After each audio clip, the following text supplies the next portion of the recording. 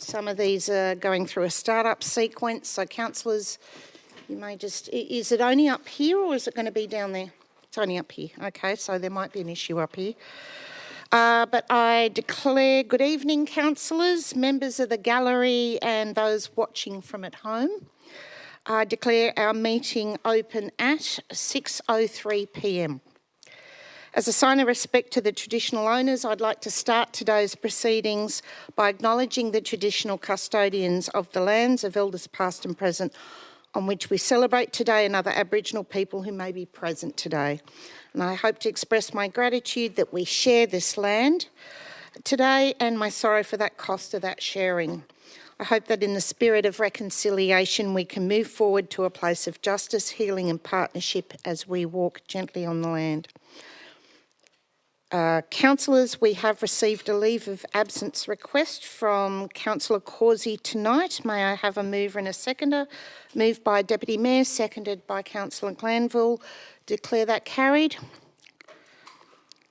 Also, may I have a mover and a seconder for the minutes of the ordinary meeting of the 13th of August 2024. Moved by Councillor Bigham, seconded by the Deputy Mayor. All those in favour, declare that carried. May I have a mover and a seconder for the minutes of the ordinary council, the extraordinary council meeting of October the 8th, 2024. Can I have a mover and a seconder? Councillor De Luca, Councillor Beaujard.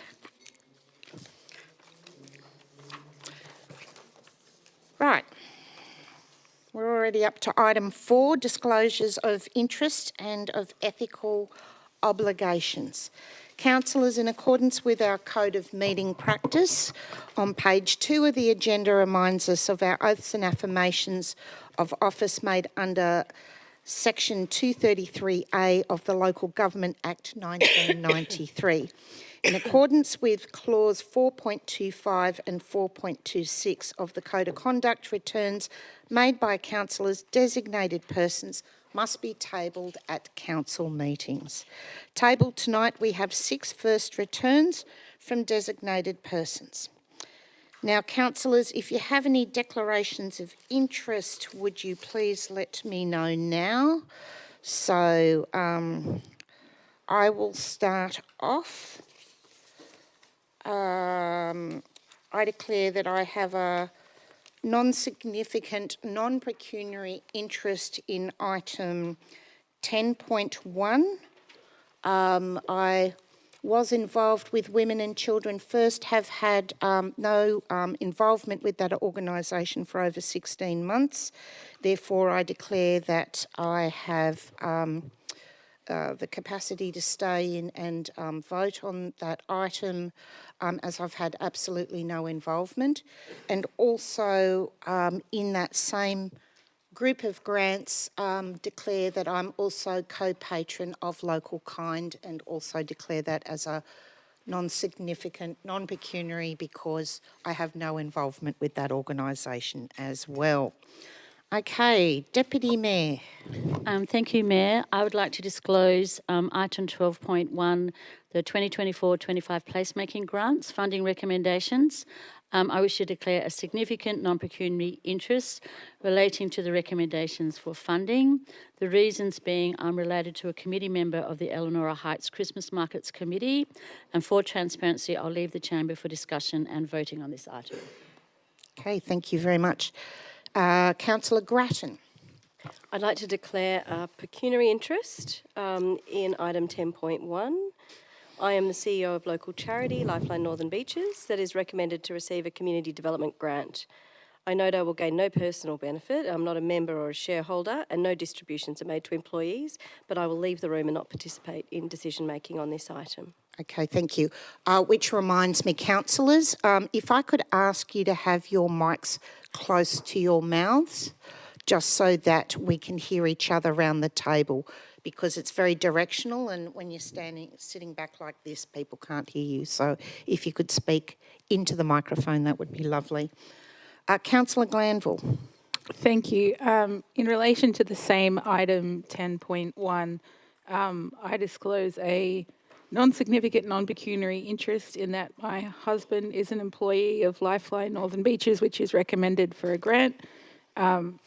There's no personal gain to either him or myself, so I'll remain in the chamber. Okay, thank you. Councillor Dillon. You need to put your light on. That's it. I have a significant non-pecuniary interest in relation to item 10.1, 2024-25 Community Grants Program, as I'm the President of the Newport Beach Chamber of Commerce. The Chamber is a grant applicant and I'll leave the Chamber for discussion and voting on this item. I also have a significant non-pecuniary interest in relation to item 12.1, 2024-25 Placemaking Grants Program, as I'm the President of the Newport Beach Chamber of Commerce. The Chamber is a grant applicant and I will leave the Chamber for discussion and voting on this item. Okay, thank you very much. Anyone else? Thank you. All right, so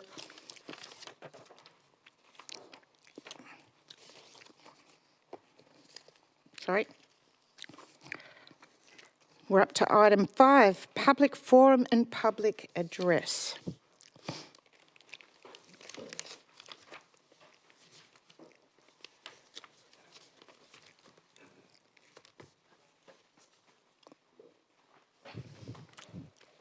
Thank you.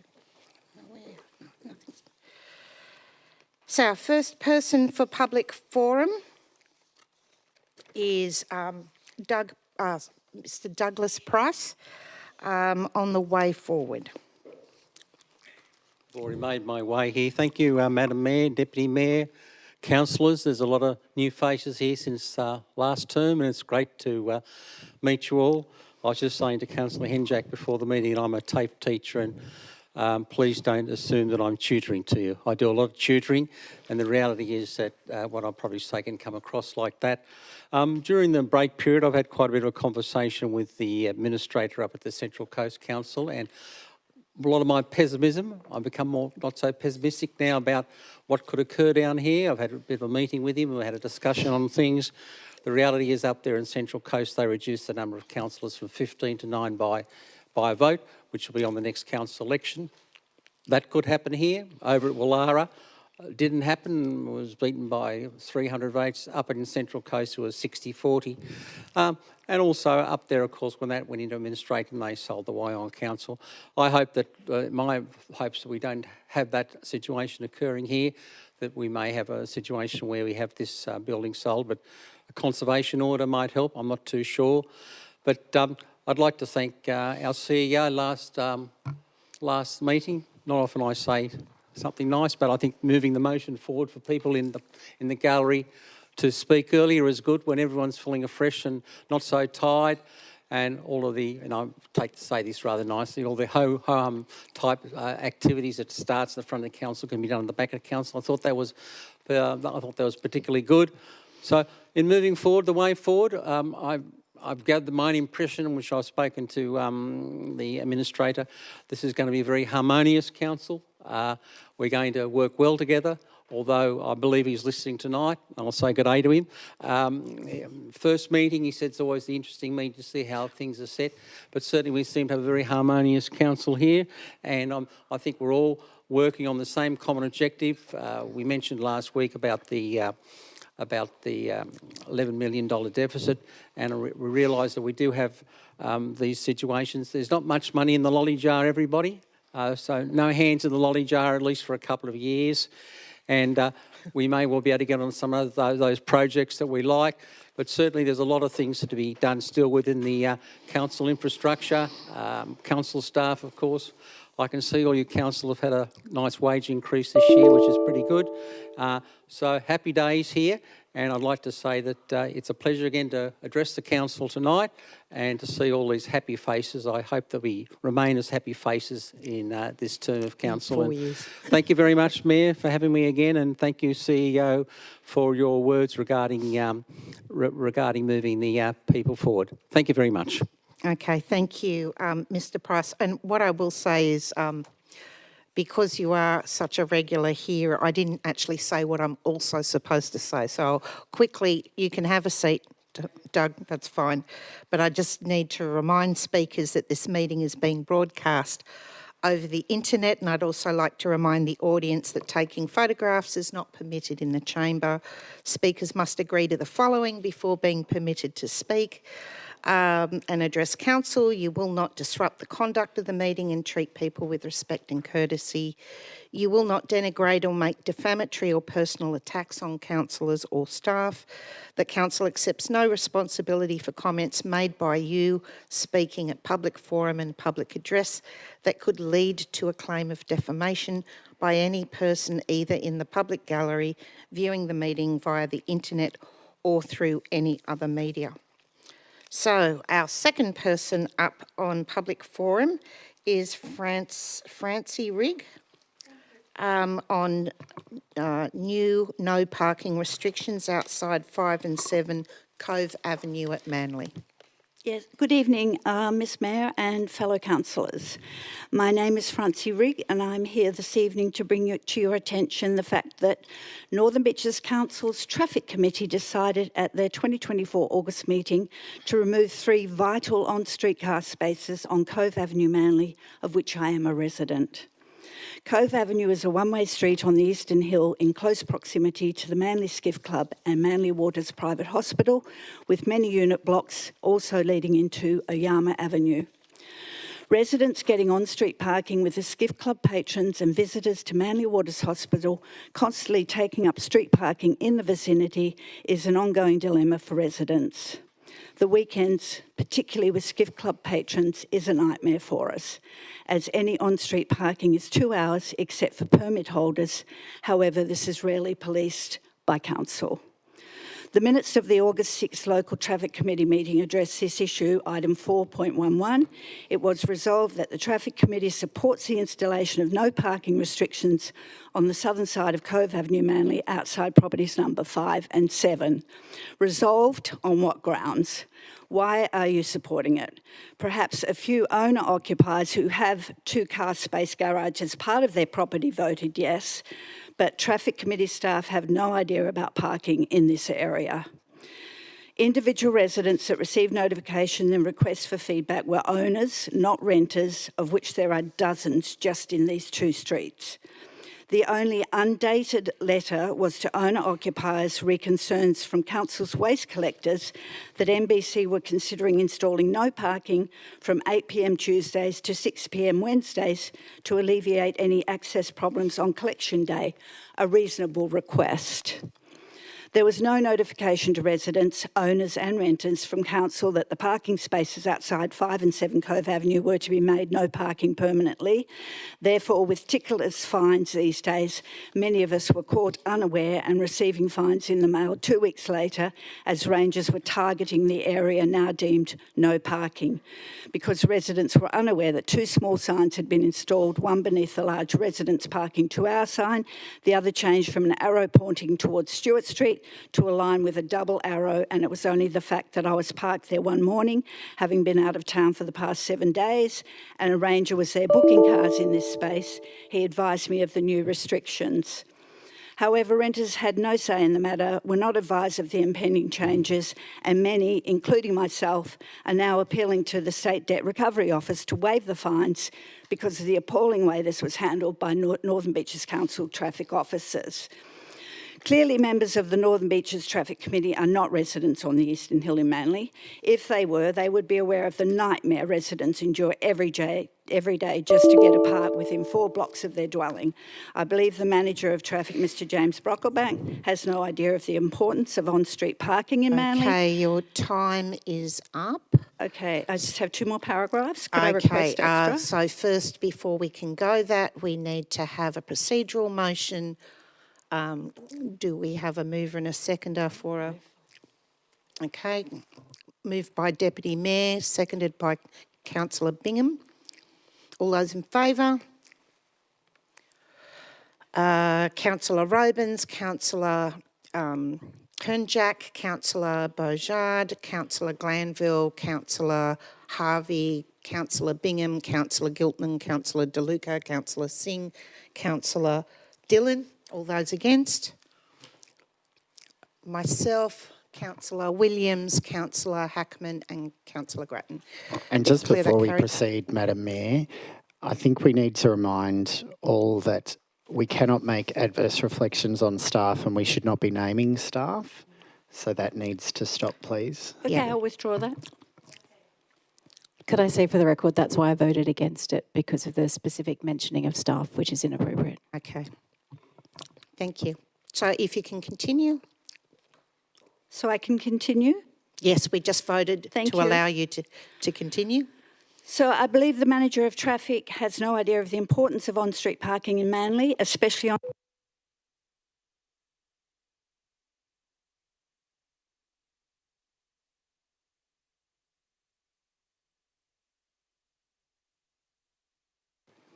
Okay, if you continue making comments about individual staff, I'll have to stop your opportunity. Okay, all right, thank you. Manly is not DY or Mayoral. It is the gateway to the northern beaches with over 2.6 million visitors per year. Your microphone. Oh, that's better. Manly is not DY or Mona Vale. It is the gateway to the northern beaches with over 2.6 million visitors per year. And sadly, this resolution only highlights the fact that Manly can be overlooked in the scheme of things since amalgamation. The shocking way this was implemented by NBC and the lack of transparency in advising residents of the changing is appalling. I am appealing to the Director of Transport and Assets, Mr Campbell Pfeiffer, to... Sorry, you've been stopped now. Thank you very much for your time. If you could sit down, please. Thank you. You've been warned twice. No, you cannot name individual staff members. Okay, thank you very much. Can I ask a question through you, Madam Mayor? Yes. Through you, Madam Mayor, to the CEO, are we able to have an explanation of what efforts were made to notify renters in that area of the prospective changes to traffic arrangements? Through to Mr Pfeiffer. Through you, Madam Mayor, I'm very happy to provide a written response to councillors in the coming days. Okay. Councillor DeLuca. Thank you. In view of if it is a systemic issue involving a number of residents who've been fined, I know that Revenue New South Wales usually does consult council. Will council make a submission in relation to any request?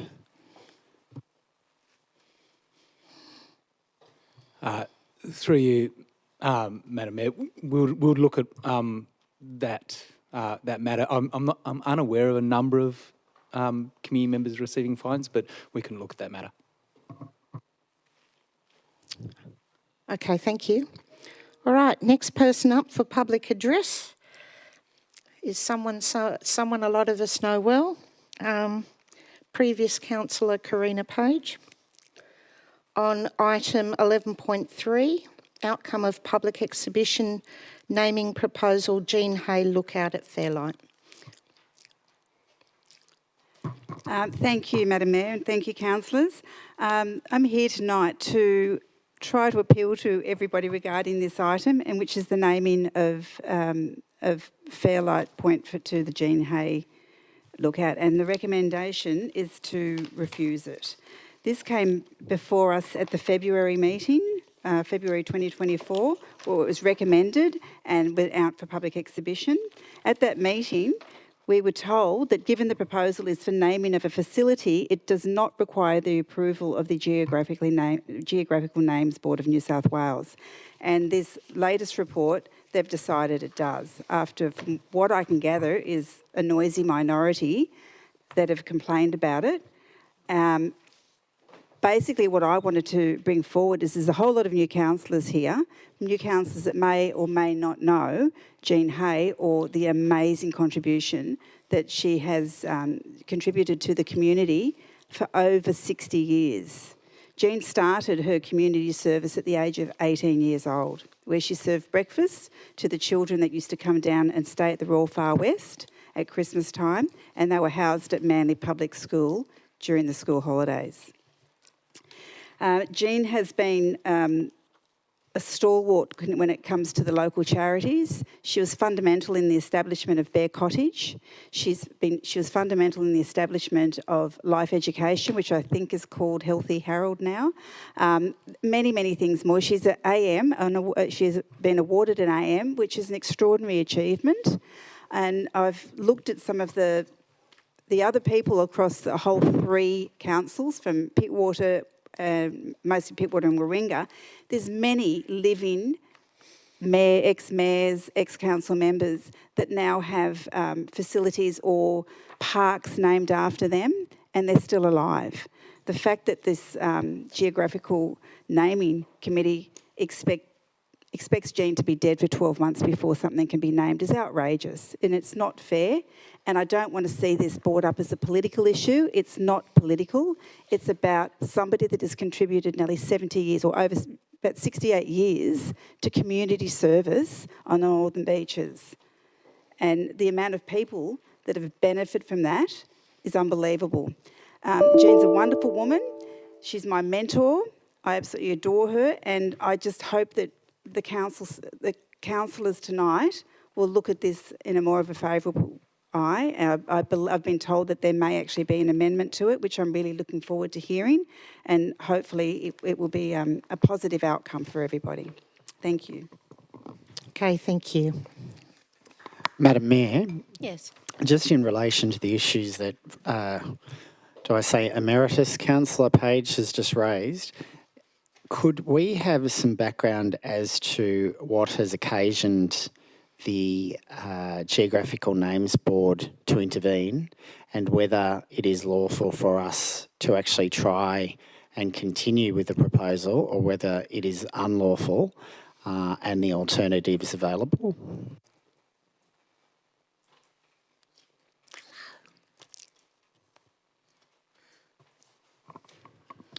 Through you, Mayor Hines, the Geographic Names Board intervention was, their understanding of the proposal, and when they received information about the proposal, the decision that they took was that their policies would apply, which requires, among other things, that the proposed name, the individual that is proposed to be named after that particular site needs to be deceased for a period of 12 months. That is not the same thing as, for example, considering naming a council facility after a person, which doesn't trip up the same requirements of the Geographic Names Board. So that is an option that might be open to councillors. So just supplementary to that, as you'd be aware, the proposal was for the Jean Hay lookout. We earlier this year named one of the South Kilco lookouts the Brian Green lookout, and at that time Mr Green was still alive. Is council at risk of losing any of these existing areas that council has named former mayors, former councillors, community leaders after? Thank you, Mayor Hines. I guess ultimately that's a matter for the Geographic Names Board as to whether or not they wanted to intercede in that, but my understanding is for the Brian Green lookout, which I think might be one that you're referring to, I understand that's on reasonably safe ground, but again, if the Geographic Names Board chose to intervene, that would be a matter for them and their decision-making processes.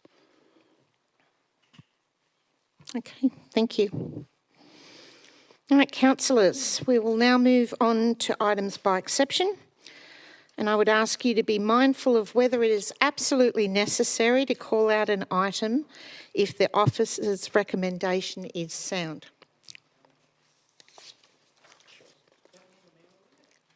I'm about to do this a little bit differently, you may find. Again, we'll try again, let's put it this way. I will also be providing an opportunity for notices of motion to go by exception. If you wish to call out a notice of motion, please do so when I go through the items shortly. So firstly, can I have a mover and a seconder for this motion? Deputy Mayor and Councillor Hackman. We have the items up on screen. I will go first and say I'd like to call out item 7.1, the Mayoral Minute. Councillor Robins, Deputy Mayor Robins. I'd like to call out item 9.3, please.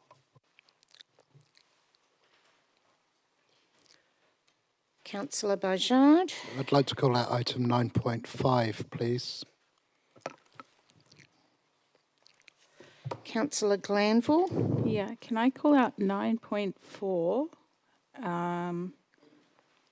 11.2, 11.4,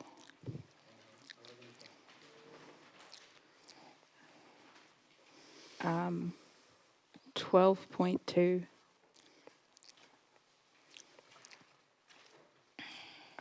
14.1 and 14.6.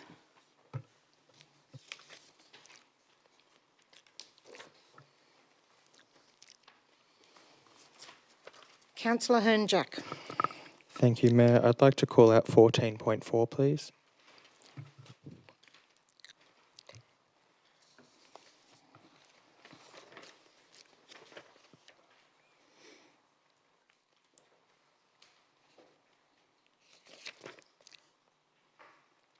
Okay, lovely.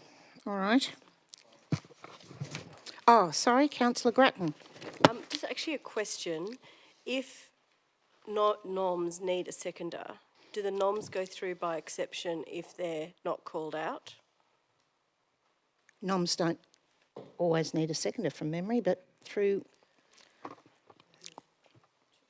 you, excuse me, through you, Mayor, if they're approved with by exception, then you don't need to have moved a second for each individual item.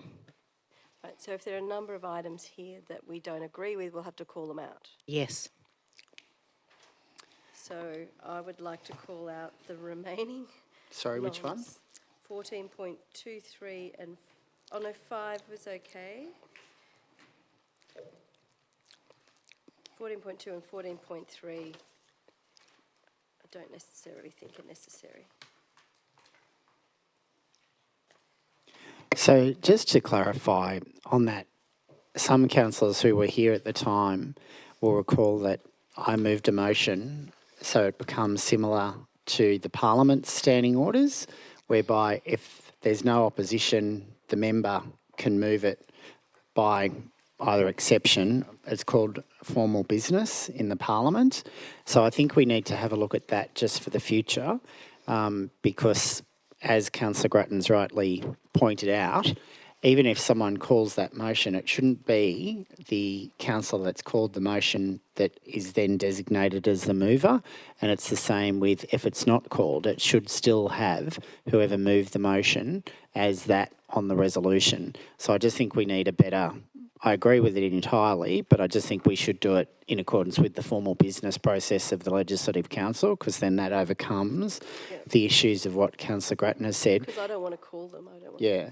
And then similarly, in relation to the actual calling of items, both the Legislative Assembly and the Legislative Council has a ballot draw so that every person gets an opportunity to first call an item over the period of a parliamentary session, so that it just doesn't go the Mayor, the Deputy Mayor, and then around the table. It just makes it fairer. So if we can look at those processes, I think it makes it a more streamlined approach, and then governance just says, you know, Councillor Bojart has the first call this week, followed by Councillor Hernjack, etc., etc. I just think it streamlines it a lot better.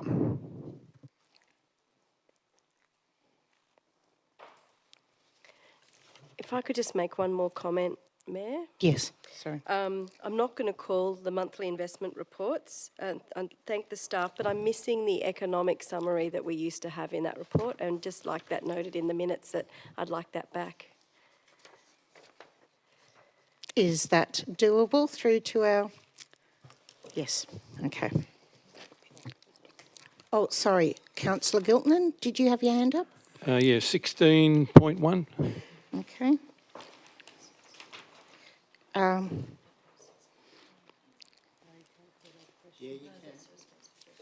Yeah. As long as it's a question? Okay. I think we probably should discuss 17.1 as well. 17.1.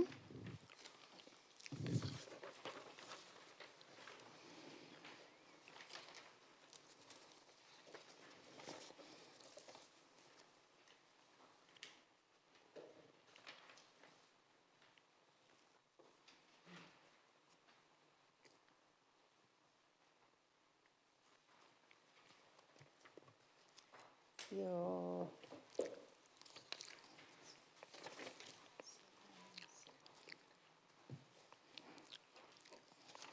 Just hold on, we're just double checking. So that will mean that those who have declared a significant conflict of interest will have to leave. Councillor Gilton, you've got a question? Sorry? No? Do you have a question, Councillor Gilton? No, it's just your lights For on. 16.1? Yeah, you need to turn your light off. I've got that. I've absolutely got that. Anyone else? Sorry, Mayor. We have to leave when you pull out the item that we've got the pecuniary interest for. We're about to vote through some of those grants. Yeah, are you going to do it all together? So just Yes. row it. Yep. Okay. No.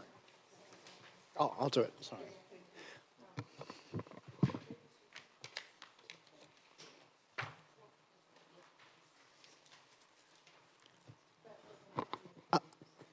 I was calling 11.3 while we're at it. And also, Councillor Sprott withdrew his last notice of motion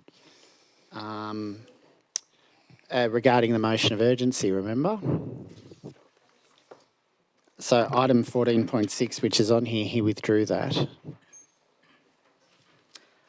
That's okay. It's on the papers. I think we need a bit of an update as to Okay. where are we in the state of Lizard Rock right now anyway. Okay. I think that would help the public as well. So, okay, so we have all the people involved with significant conflicts of interest now out of the room. So if I can put that to the vote, all those in favour? Oh, sorry. Oh, okay. I need a second mover since Councillor Robins was a mover. Who hasn't had a go yet? Councillor Williams, there you go.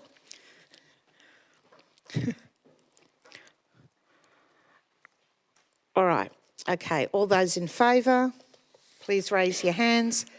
Declare that unanimous and carried. Thank you. Those that are out of the room, you can come back in.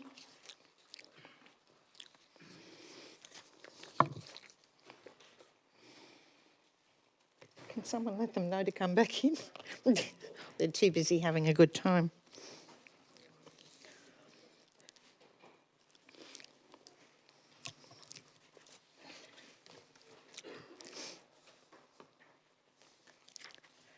It all happened too fast, right? Okay, we're up to the Mayoral minute of 7.1. The background to this is that we would like to have the following motion going forward to the New South Wales Local Government Conference. There seems to be quite a bit of consternation over the fact that the Minister for Local Government seems to prefer to have no briefings with councillors, as we currently do, which then leaves the odd situation where the Mayor is the one who has all the access to the staff for information. There was a letter or email that came out today from Mr. Waugh, which I'm sure we all received. And if you kind of look at it, he's asking or saying that the Minister would like to have all briefings out in the public. I think that the way the briefings work now, it gives councillors opportunities to ask a lot of questions and get a deeper understanding of the many different topics that councillors have to understand and vote on. And I would like this to actually go to local government conference for the 128 other councils to also discuss and vote on. So I would ask that you support me. Councillor De Luca. Thanks, Madam Mayor. I support the mayoral minute because it doesn't just actually relate to the councillor briefings that we know. This could also extend to, as Mayor Hines has alluded to, say that you wanted a briefing on something in your ward. As a individual councillor, you would not be able to have that. Now, it concerns me the proposals by the Minister in relation to changes to the Code of Conduct and the administration of the Code of Conduct. Yes, we have to stop fee gouging by investigators. Yes, we have to stop vexatious complainants, but turning it into a disciplinary process whereby that same disciplinary process is not extended to people like Mr Honig himself, I think is quite hypocritical. So that's something too that I wanted to ask whether we're going to receive a briefing or a formal council document on in relation to his proposed changes in that regard. But I do think that this is important because it will have major ramifications on councils across the state. Now, the argument to the contrary is that decisions were being made in actual briefings and the ICAC has recommended against that. But as we know, the Code of Conduct already stipulates, as does the Code of Meeting Practice, that no decision is to be made in a briefing and nor even votes or how people feel about a matter in a briefing. So I think it's throwing the baby out with the bathwater. I do think it's something that perhaps he lacks knowledge of, and I think it's a very poor decision as in relation to some of the other matters that he seeks to propose in the Code of Conduct, particularly in relation to fining councillors, etc. If it was accepted in the state parliament that they had the same standards of behaviour and same ramifications and same penalties, I'd consider it. But until that's done, it's hypocrisy at its best. Okay, thank you. Councillor Glanville. Thank you. Unfortunately, I think I speak against this because I think it is worth giving further consideration to the transparency of briefings, and I say that without any criticism or implications being made, but I think for two reasons I personally think the idea should be given greater consideration. The first is that I think that there is some interest in community transparency of understanding what happens in briefing sessions that's worth considering and weighing the pros and cons. And secondly, I do wonder whether it might assist with some of our meetings that go on for extended periods because councillors ask questions because they want the community to hear those answers, and that if there was another forum for that information to be asked and disseminated, like at a briefing for the community to hear those responses, it might assist making the main meetings more efficient.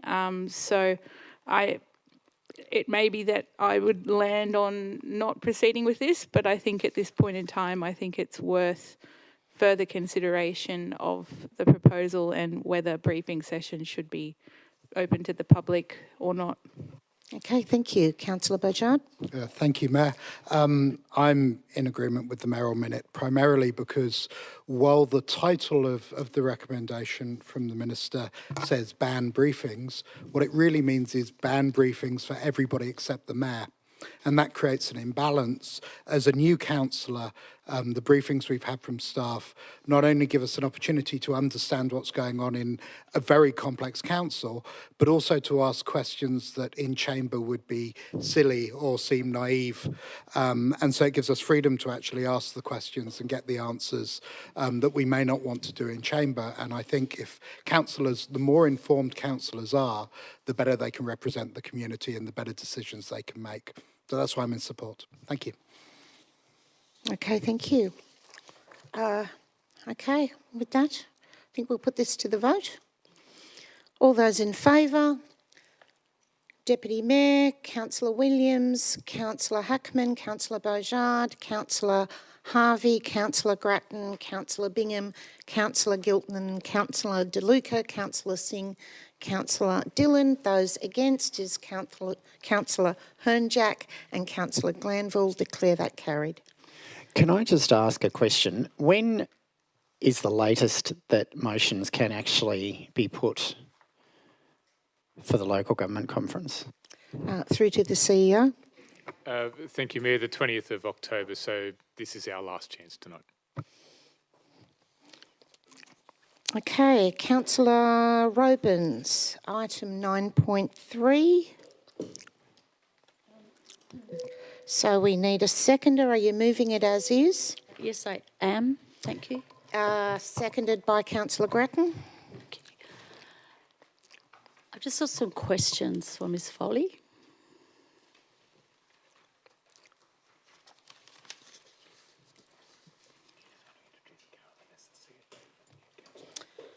Thank you. Okay, so before you start with your questions, Deputy Mayor, just for our very new councillors who are all 8 of you, this is our CFO, Carolyn, and you will get to know her really well. Thank you, Mayor.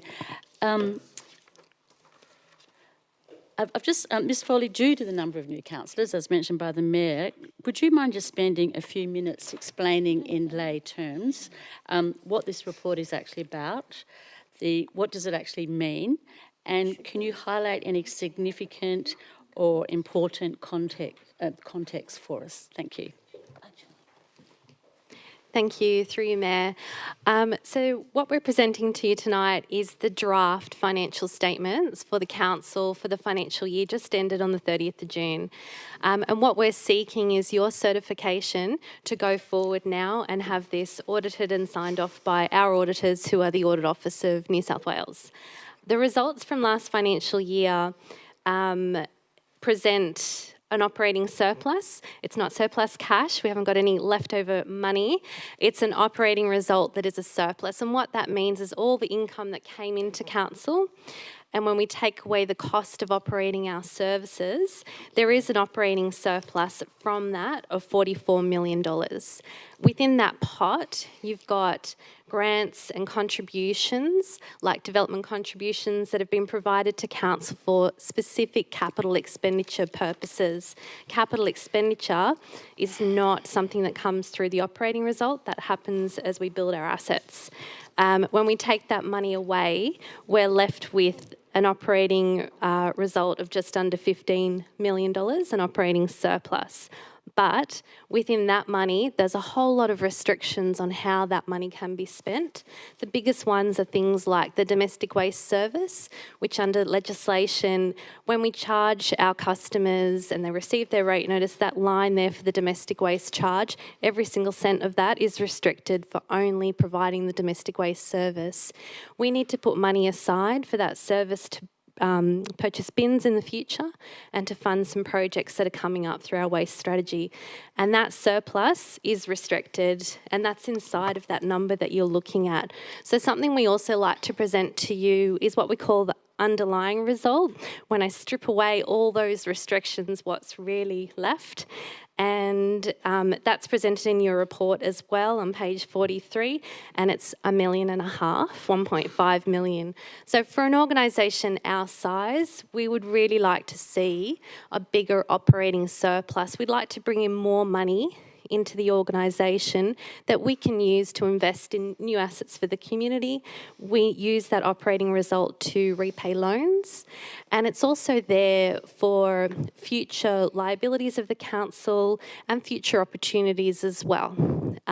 Things, particularly in the Northern Beaches, like storms, are extremely expensive. One storm event can cost us $5 million.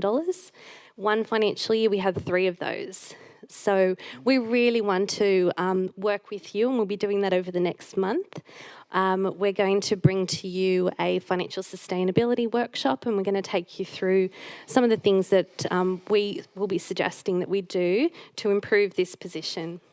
One of the main things in this report is that we haven't met, for the first time, 2 of the infrastructure performance ratios, which means we're now no longer investing enough money into maintaining and renewing our assets.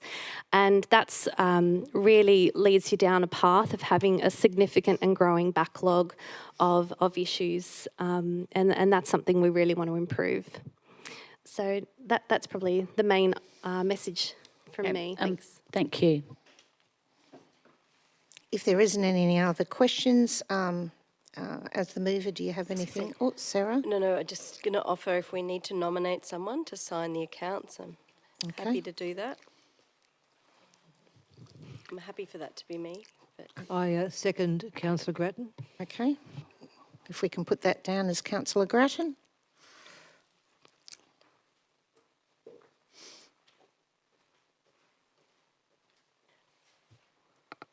Are you speaking, Councillor Rovens? Just very quickly, thank you very much, Ms Foley, for the overview. Great to see a surplus there. You know, we weren't necessarily predicting that. Thanks to the early receipt of the FAG grant, the Financial Assistance Grant, which the early receipt does throw the numbers out and is frustrating, and I can see from the minutes of the ARIC meeting that there was quite a bit of discussion about whether we could actually acknowledge that in the period which it was designed for rather than the year in which the cash was received. So unfortunately we couldn't, we had to use that on a cash basis. But I guess if it continues in the future, we'll be continuing to get it a little bit early, so at least we know what's coming. But thank you very much for the hard work. Well done. Looks like a very thorough job was done by the Audit and Risk Committee, looking through all of the minutes, understanding the assumptions made under the valuations, and it's a solid result, and we need to look at that investment renewal, infrastructure renewal ratios and get that back on track. Thank you. Can you also make sure you bring your microphone closer up? Okay, Councillor Glanville, there's a reason why I'm kind of trying to remind you all. Councillor Glanville. Thank you. I wanted to echo some of the comments which have been made around our level of investment in building and infrastructure renewals and asset maintenance ratios. It seems that we are currently on track to underinvest to keeping those assets up to scratch. And this is a can that can only be kicked down the road for so long before you spend more in the long term having to do more major repairs.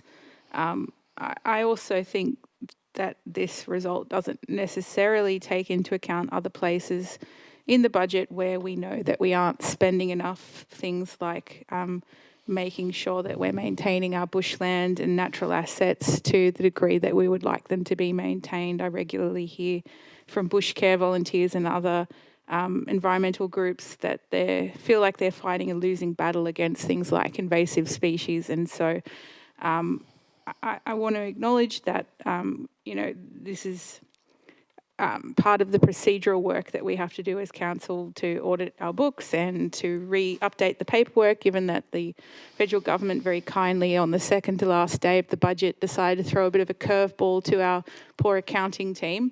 But I did want to flag that I think that our budget priorities and our level of investment in maintaining what we have needs to be carefully looked at in future budgets.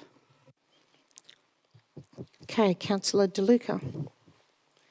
Thanks, Madam Mayor. Just in relation to that, I refer to the resolution of council prior to the election on motion of Councillor Walton and my previous motion in that regard. Is there any indication of when that report will be presented to council for consideration? Through to the CEO. Thank you, Mayor. To the next council meeting, the November meeting. Thank you. Okay, anybody else? All right, then we'll put this to the vote. All those in favour? Declare that unanimous.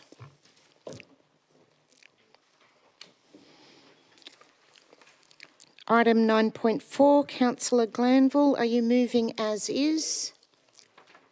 Sorry? Prepared to, yes. You are? Yep, and seconded by Councillor Hernjack.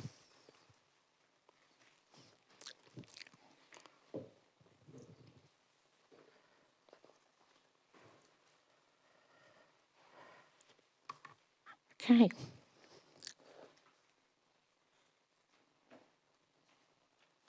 Councillor Glanville. I was ready to move to debate, so I'll allow anyone to ask any questions first, I guess. Okay, as the seconder, Councillor Hernjack, do you have anything to add? No, I'll also let it go to questions. Thank you. Does anyone have any questions? Okay. I guess I'll speak then. Sorry. Okay.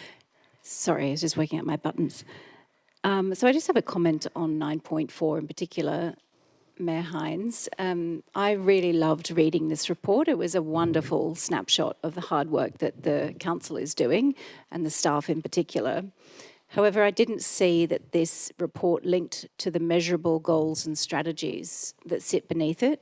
And if this report is a measure of the community strategic plan, and I know that there's further engagement planned, I think that it needs to be more transparent in the measures that are aligning with the KPIs of the strategies that sit beneath it.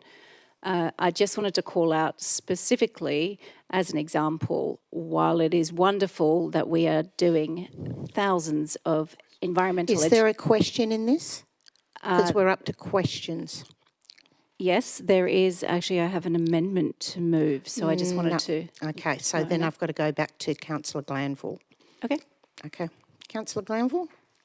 Thank you. I just wanted to call out some of the material in the State of the Region report, because I think it really points to some of the challenges that I think as a newly elected council are things where now with the benefit of this report, we have confirmed that are places that we need to be working on.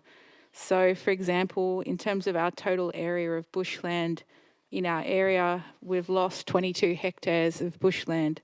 In terms of biodiversity and the number of threatened plant and animal species present on the northern beaches, we've not even met our goal of maintaining. And part of that does extend to challenges, like I said, where we're probably under-investing in things like bush care and making sure that we're tackling invasive species. I've previously spoken on things like the need to budget for more compliance officers able to respond to things like unauthorised clearing.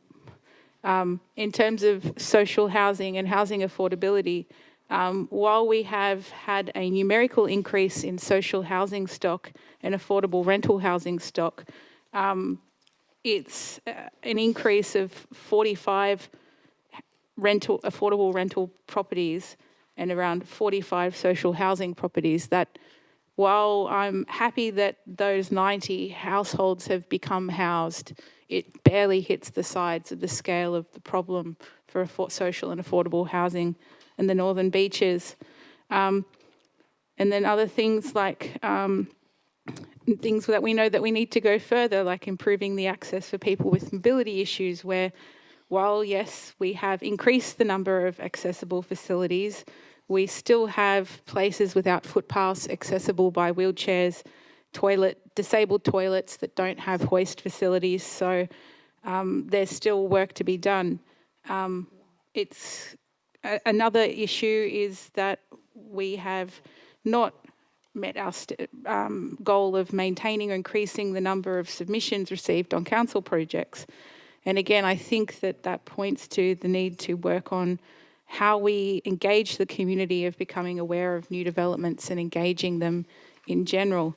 I say this without criticism of the staff. I think the staff are very committed and work very hard, but they are the State of the Region report points to what I think, I agree, are some of the strategic challenges that we need to face over the next 4 years. Okay, Councillor Hernjack as a seconder. Thanks, Mayor. I just wanted to echo what I would class as my disappointment with the fact that we have lost the 22 hectares of space primarily at the Northern Beaches Hospital and Mona Vale Road site, and the fact we've seen 8 additional species added to the threatened list that reside here on the Northern Beaches. I would just like to note I'm hopeful that in the next 4 years, as a council, we can work to hopefully deliver some more favourable outcomes when this report next comes back to council. Thank you. Okay, thank you.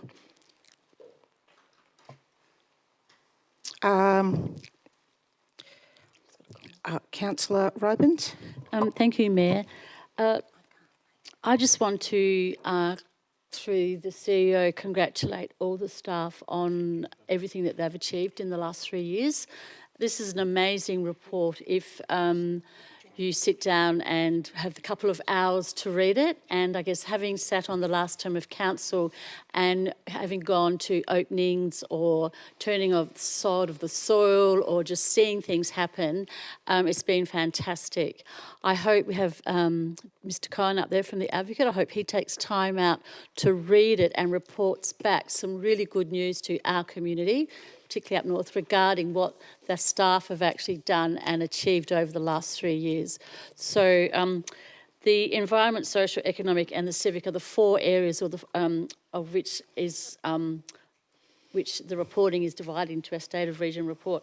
And it's just, it's very complex and it's fantastic. So thank you very much, all of you. Okay, thank you. All right, Councillor Hackman. Thank you, Mayor Hines. I echo what Councillor Robins said in that it is a wonderful read and really a testament to the hard work and cohesive nature of the staff. So I thank each and every one of you for what you've contributed to this. My concern lies in the fact that all of the effort that the staff put in should be shown at this high level. It's a beautiful document in a way that the community can understand in how those activities link directly to the strategies that we are on track to deliver. As an example, regarding sports fields, in the document it says that there is a shortfall, but it doesn't quantify that. And in the 2017 Northern Beaches Sports Ground strategy, it outlines that there is a significant shortfall, and we all hear that in our community. People want to play more sport, and that they're in the 7.12 contributions plan, it says that there are bookings of more than 800 hours per week over sustainable capacity. And I just think that if we are showing the community this important report that has some wonderful things in it, we need to also highlight the areas that we need to focus on that do need some additional attention. And particularly with sporting facilities, it has a knock-on effect on childhood obesity, retention of youth in the area, and mental health of the community more generally. So the State of the Region report may not have a statutory duty to be factual, but it does have a moral duty to represent the areas that, as a new councillor, I know that we need to put attention on. I think I would reconsider the wording that you just used, Councillor Hackman. Because if you do not believe that this is statutorily correct, then I think you will need to provide proof of that. You may have used the wrong words. Okay, my apologies. I'll retract that. I was repeating words from staff, so I apologise if I've used that out of context. However, what I would like to say is that I think that it could work more in a more pointed way to reflect the amazing work that we're doing that also links to the KPIs of the strategies that sit beneath it. Okay, thank you. I have an amendment that I'd like to raise if now's the right time. Yes, if you could send that through. The staff have it.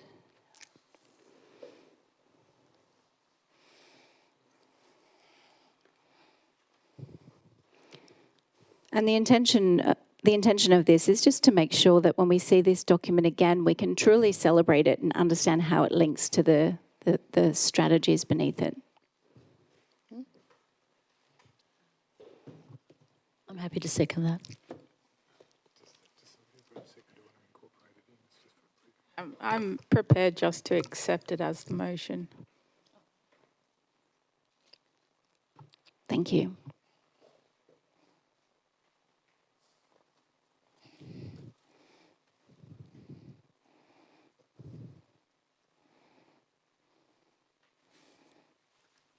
Okay, councillors. If no more to discuss, I'll put this to the vote. All those in favour? Declare that unanimous. Next item, 9.5, review of policies. Councillor Beaujard. Thank you, Mayor. Can I move this with my amendment? Yes, you. Let's see the amendment first. Yeah, staff have that. Thank you, Mayor. Seconded by Councillor Robins. Oh, I thought it was Councillor Hernjack, actually, Mayor. Oh. Sorry, I haven't heard from anybody, so I just look around for a hand up.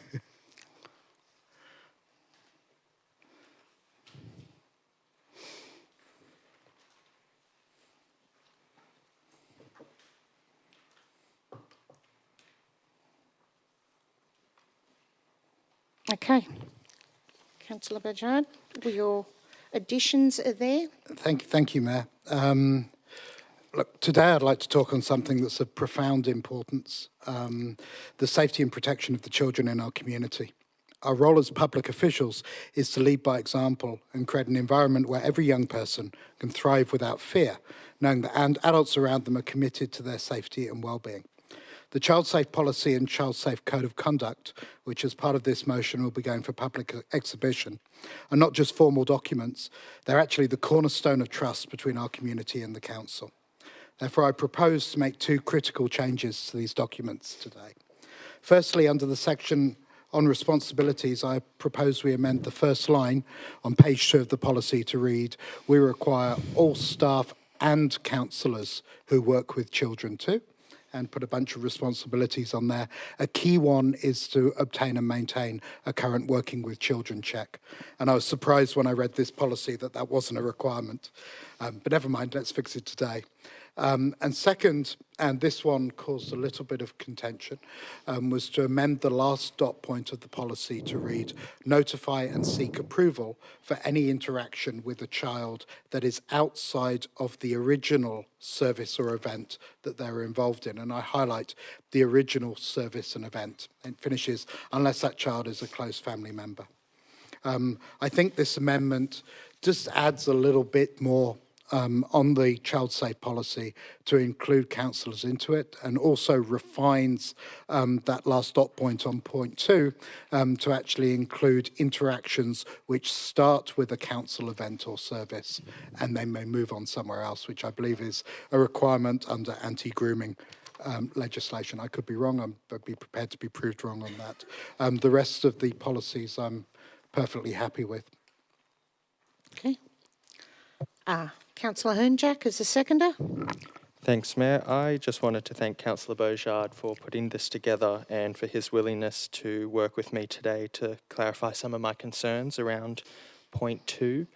I think that this is a sensible and necessary addition to this policy, and I would encourage all councillors to support it. So thank you, Councillor. Okay, lovely. Anyone got any questions of the staff? I suppose I'll just ask for clarification on 4A.2 to do with that last dot point, because I know that how many of us have read it as councillors needing to ask approval to interact with any child outside of anything when we've been to council. So through CEO to the COO, could you give some clarification on that? Thank you, Mayor. Yes, I can confirm that's not the intent. This clarification simplifies the statement to confirm, as Councillor Beaujard mentioned, that where there is an interaction with a child through a council service, for example, childcare or something like that, and there is a subsequent interaction, that's what it's referring to. There's no other notification requirements outside of that in a councillor's own life. Okay, so if I just step through that with you, because that was the discussion that Councillor De Luca and I had earlier. So if we're at an event and we're at like a childcare service as we do, or something where we're meeting children, we cannot meet that child again outside of that event other than through parental approval. Mayor, if you were to engage with that child again outside of a council service or function as that, then this is where the approval or notification process would be required. Only in that circumstance where it's a direct link to that original service interaction. Yep. Okay, thank you. All right, councillors, no other questions? We can put this to the vote. All those in favour? Declare that carried. Okay, next item, 11.2. Councillor Glanville, this is the temporary changes to alcohol prohibited areas for Council's Christmas Choral Concert 2024, New Year's Eve 2024 and Australia Day 2025. Are you moving as is? No, if someone else can move it, please. Okay, Councillor Grattan, Councillor Bingham, mover and seconder.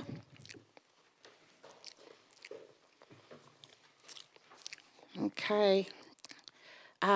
Councillor Grattan is the mover. Do you have anything to add? Won't eat it. Just these are important steps that the police ask us to put in place to keep the community safe during these large events. So I endorse this for everyone's approval. Okay, Councillor Bingham is the seconder.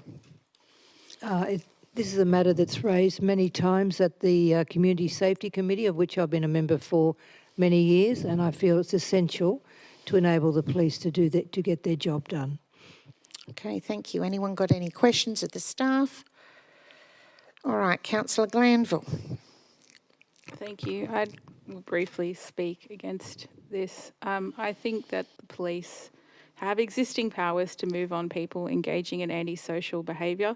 And in my view, if people are behaving themselves at events, then I see that there is being a level of overreach for them to be prohibited from having a glass of wine while watching the fireworks. I acknowledge that there is problems with antisocial behaviour sometimes, but the police have the ability to move on people who are engaging in bad behaviour, and I feel like these sorts of policies penalise people who aren't doing anything wrong and who know how to behave themselves. Okay, thank you. Councillor Hernjack. Thank you, Mayor. I have similar concerns regarding this motion, so I'll be voting against it as well. Just to echo what Councillor Glanville says, my understanding is that police already have move-on and alcohol confiscation powers without us setting up an alcohol prohibited area. I feel this is a case of nanny state gone a bit wrong. I feel like the police already have the necessary powers to address any antisocial behaviour, and unfortunately we do know that when it comes to police discretion, it is disproportionately applied to people of colour, young people, and those in lower socioeconomic circumstances. And I would also agree with Councillor Glanville. I believe that a couple should be able to enjoy a glass of bubbles with their picnic on New Year's or Christmas Day. And I think that for that reason, it's necessary for me to vote against it. Thank you. Councillor De Luca. Just one question. Does this give rangers any extra powers? Through the CEO. Thank you, Mayor. No, it doesn't. Thank you. I will speak for the motion, just based on past experience. As we know, the NRL Grand Final, the Australia Day events are the highest ever rates of domestic violence. We've seen this across the Northern Beaches particularly.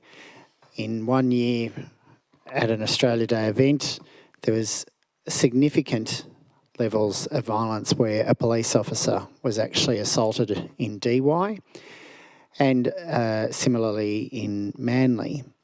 And while, yes, there is the Crimes Act and associated legislation as alluded to by the previous speakers, if an area is not necessarily posted as alcohol, it's not a preventative measure. And I do think that we do need preventative measures, particularly in areas that we have experienced hotspots on. Now, yes, I don't think anyone would object to someone, and I quote, having bubbly, one glass of bubbly. And we're not trying to be a nanny state, but what we're trying to address is the issue of the ever-increasing levels of violence and, unfortunately, the gang-related violence. There was a bottle-o invaded by a huge group of youths on Australia Day. I can't remember whether it was last or the one before that. And then last Australia Day, we had the riot at Manly Wharf. So this is a serious issue, and it's not those that can modify their behaviour that this is targeted at. Certainly not.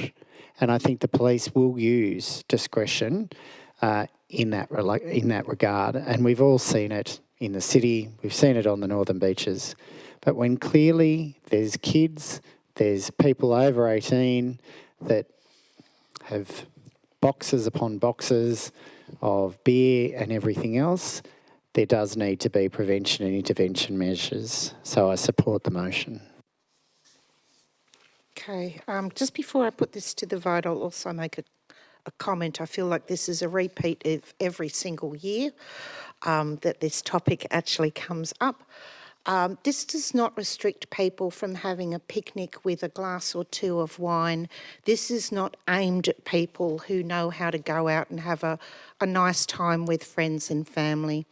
This is really to give police the opportunity to move a bit faster on antisocial behaviour before it affects the family's enjoyment around them. Obviously, police already have the tools and the opportunity to go in when antisocial behaviour escalates, but this is actually trying to make sure that our families have an enjoyable time out at these major events without affecting the enjoyment of all the people around them. We're lucky in that the majority of people know how to have a nice time with a drink or two, but obviously there are those who feel the need to have a lot more and then destroy the enjoyment of the families and people around them. So I hope you also vote for this. And with that, I put this to the vote. All those in favour?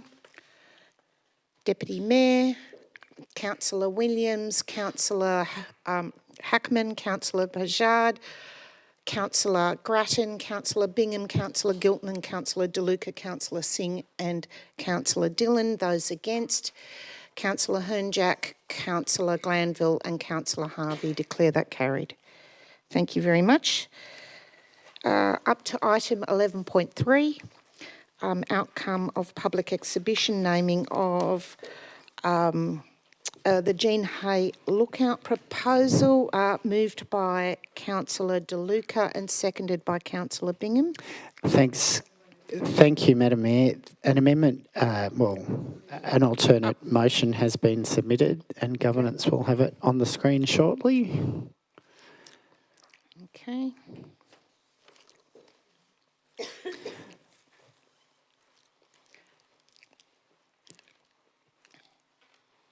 So, following on from the answer provided earlier during public forum, sadly, the Geographical Names Board has ruled that this area cannot be named after a living person, despite in numerous council areas across the state having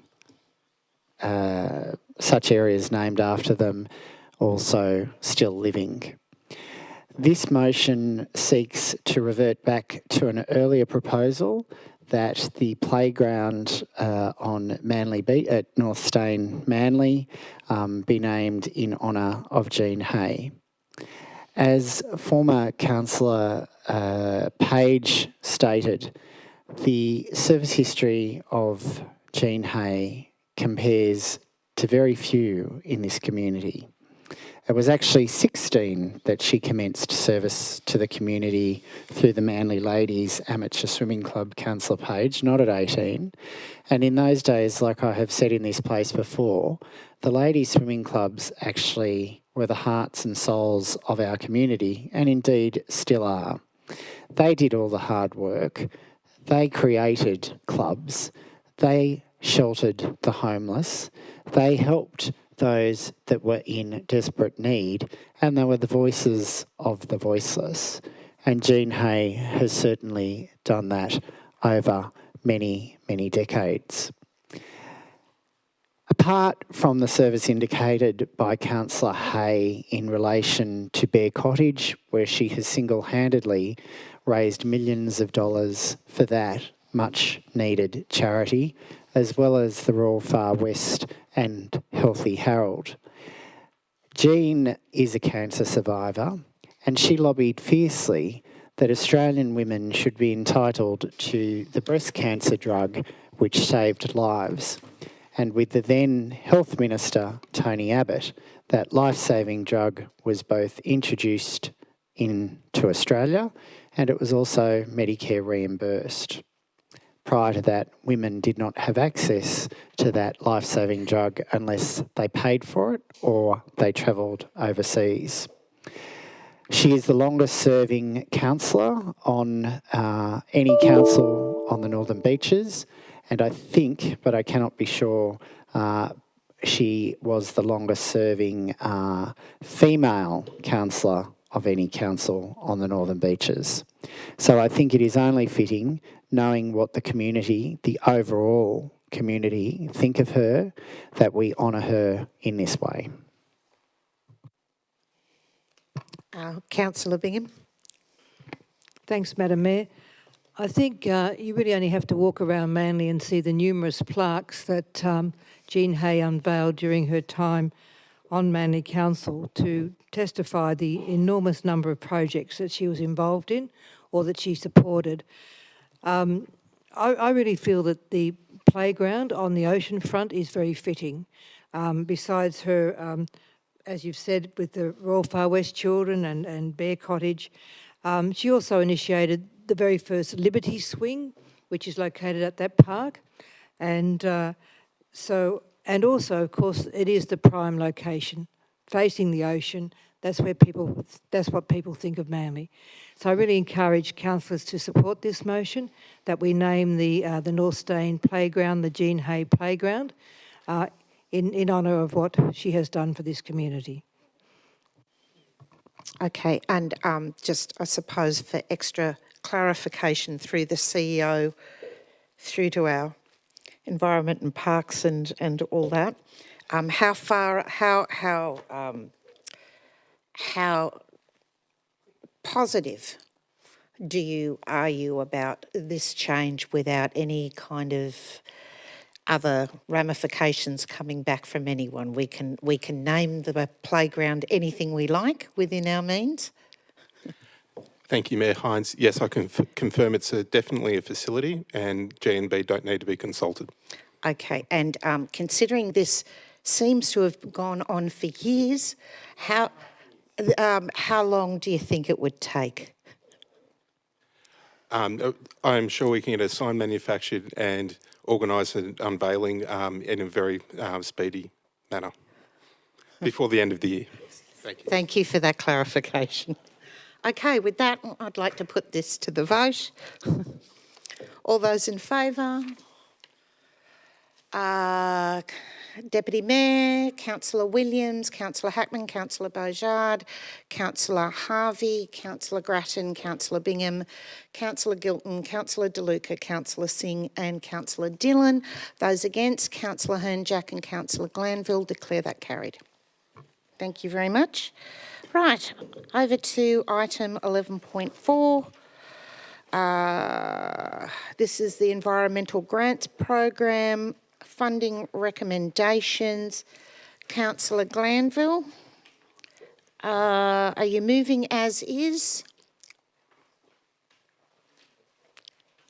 Apologies. I'm happy to move it, but I have an amendment, so I have sent through the amendment. Well, governance should have the amendment. Okay, can we add the amendment in so we can see what it is? And seconded by Councillor Harvey.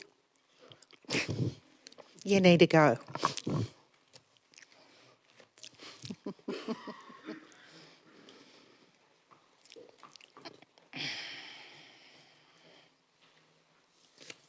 Okay. So, does anyone have any questions from the staff before we move on with this? I suppose I'll just have one, even though we voted on this virtually, I think, last time as well, last year. Are we challenging any boundaries or doing anything unlawful with this? Thank you, Mayor Hines. No, you're not doing anything unlawful. The grant guidelines, stress guidelines, do limit applications to one project per applicant, the awarding of funding to one project per applicant.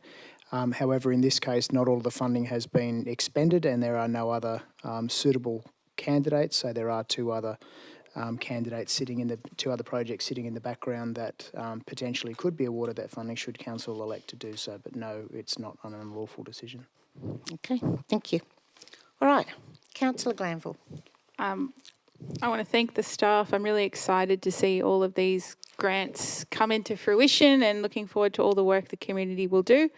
As Mr. Dickinson mentioned, we have budgeted a certain funding pool for grants under this program, and that pool has not been exhausted on the basis of the recommended grants, meaning that there is money left in the kitty.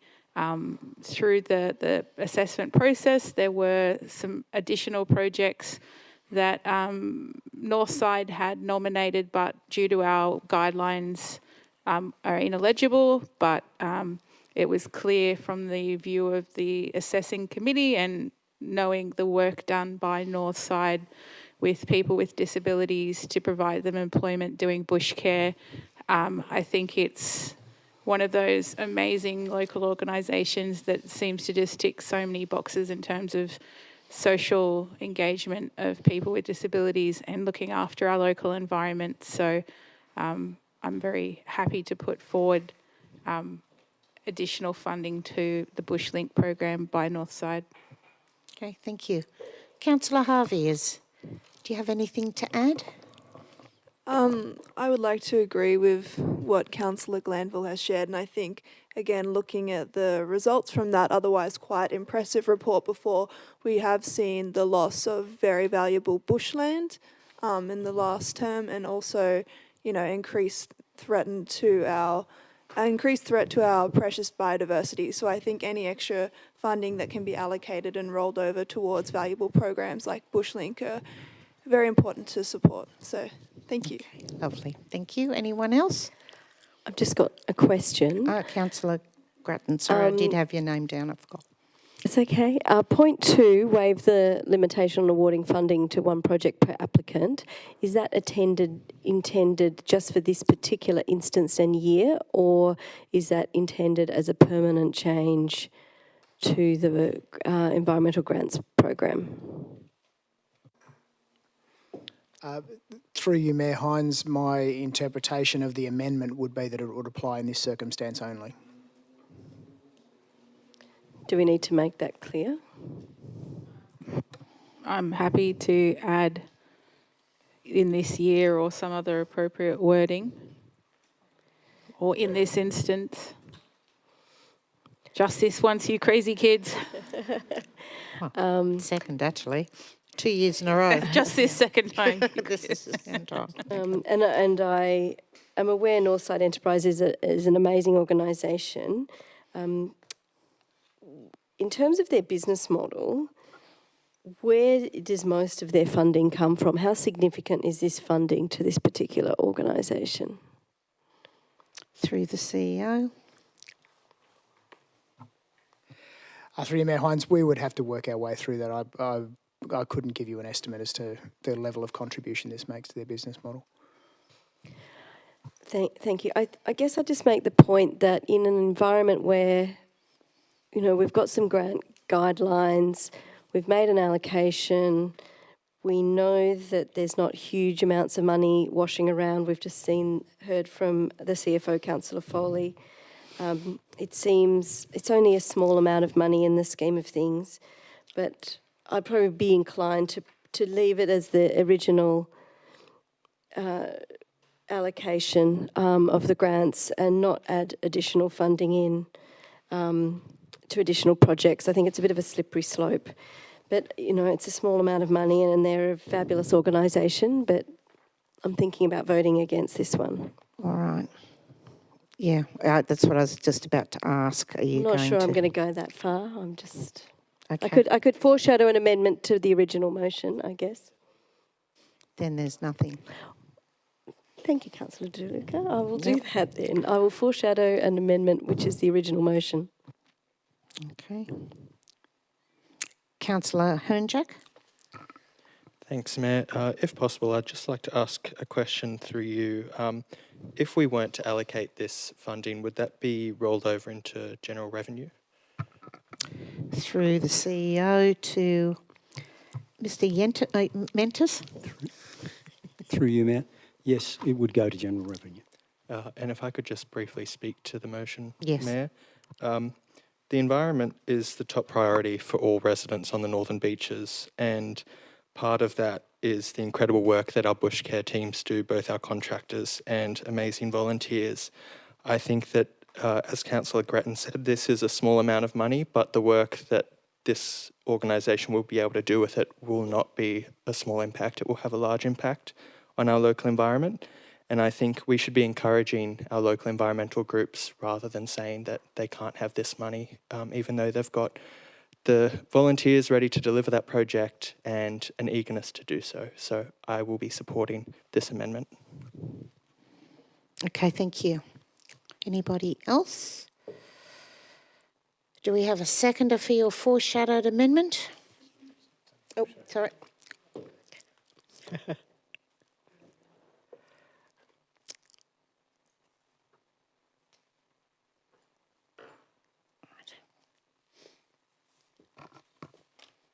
Okay, so for the current motion that's in front of you, all those in favour? Councillor Hernjack, Councillor Beaujard, Councillor Hackman, Councillor Glanville, Councillor Harvey, Councillor Bingham, Councillor Gilton, Councillor De Luca, Councillor Singh, Councillor Dillon and myself. Those against? Councillor Robins and Councillor Williams and Councillor Grattan. Declare that carried.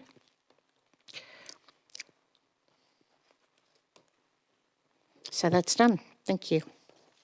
Next one. Item 12.2, Councillor Glanville, are you moving as is? Yeah, I'm happy to. You are moving as is, and seconded by Councillor Hernjack.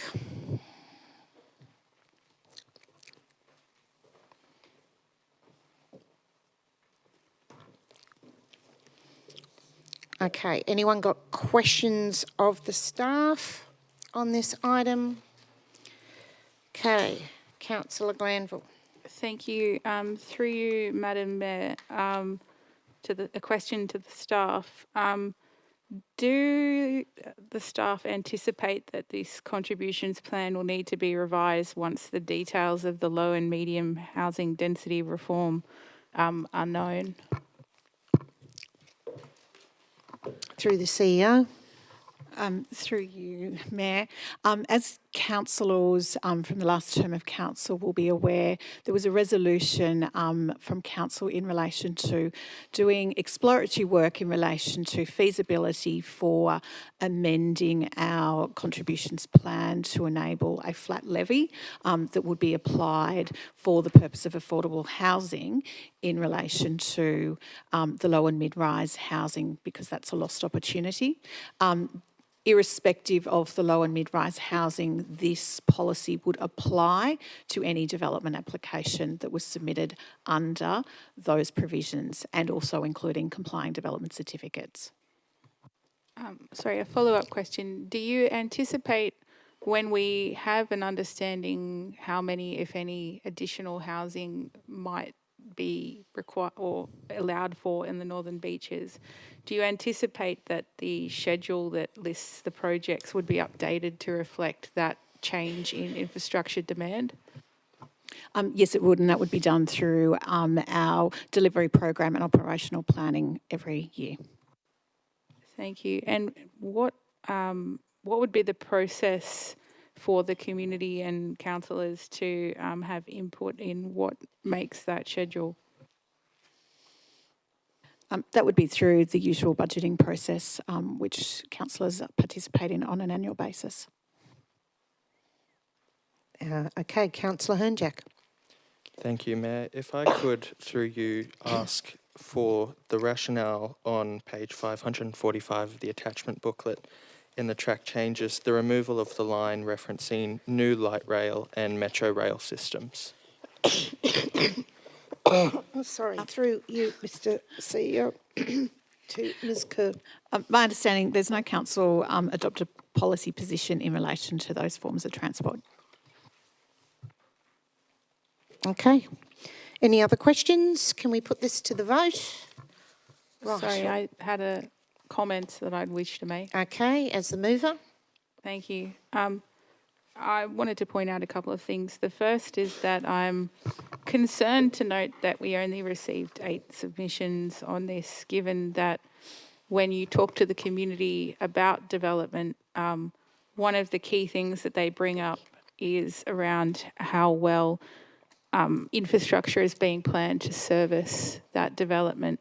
So I do think that perhaps we need to think about how we can better engage with the community to get more meaningful feedback from them. I mean, reading through the submissions, it's clear half of them didn't really even understand properly what they were writing submissions about. They thought this was about general council rates as opposed to development contributions, which are about infrastructure planning for new development. As my questions probably alluded, I think that we're likely going to have to revise this plan as the state government foists some unwanted and ill-conceived planning reforms on us. I think that at that point there are probably some things that we need to have a more careful look at around things like, as Councillor Hackman alluded to, our ability to service the needs for playing fields, and then other things like servicing of stormwater infrastructure, where in future development and the impacts of climate change are likely to increase our demand for stormwater management. But as the planning rules currently relate, this plan is adequate, but I think that that there is future homework for us as a council in terms of what infrastructure we are planning when this next undergoes revision, and how we can better work with the community to get better feedback from them on what is such an important topic. Okay, thank you. As your right to reply, so Councillor Hernjack, you don't get a second bite of the cherry. Before I just put this to the vote, I will just make one comment. It's very hard to get, I think, the general public excited about contribution plans. It's just one of those very dry topics, a bit like certain other exhibition items that we put out there where people don't engage much. So I can understand it. Maybe we have to think about how to make it a bit more interesting to our general public. But with that, I'll put this to the vote. All those in favour? Anyone against? Declare that carried. Unanimous. Thank you very much. Next item is item 14.1.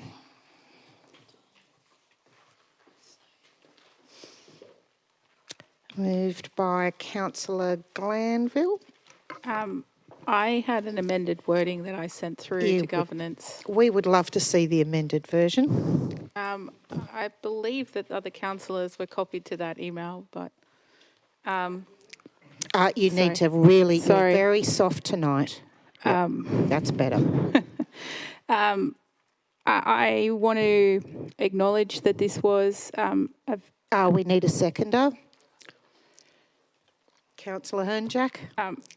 I'll acknowledge that this was a motion put up by former Councillor Sprott, or Emeritus Councillor Sprott. I like that term. That's a good one. And I think it points to a very serious problem about the environmental impacts of roaming cats on native wildlife. Cats are one of the key predators for native birds in particular, and are contributing to the extinction crisis of native wildlife. I had some concerns about the wording of the original motion, having some familiarity with the Companion Animals Act.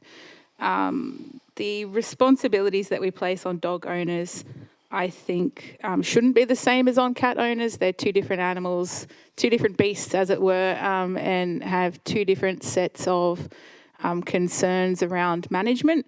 So I propose some alternate wording to